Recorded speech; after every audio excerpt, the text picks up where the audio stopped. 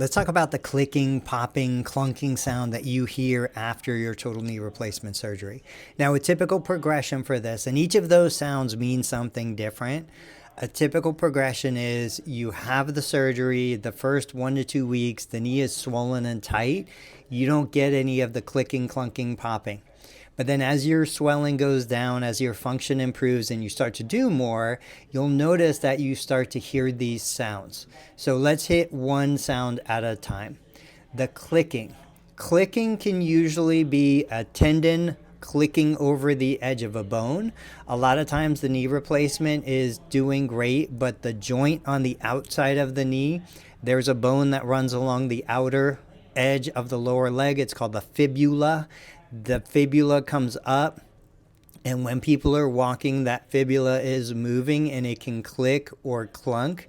It's not necessarily painful. It's not necessarily harmful. It is just something you might not have noticed before, or because of the new knee replacement and the new alignment of the leg, now that fibular head is moving differently, creating that clicking, clunking sound. One of the sounds I didn't mention is the tapping. So the tapping can be the ends of the implants tapping against each other, because remember, you have the femur bone, which is the thigh, the shin bone, which is the tibia.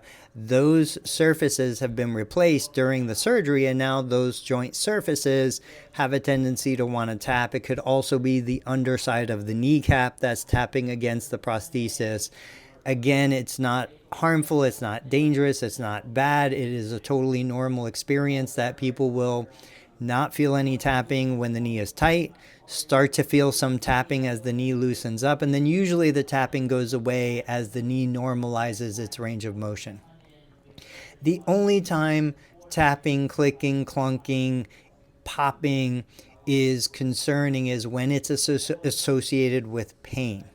So if you're walking and you get a clunk or a click or a pop and you get an immediate sharp pain response with it, that would be absolutely something I'd reach out to the surgical team for, because that could be something that either a bone, a tendon, a ligament, or even the implant itself might have sustained some damage.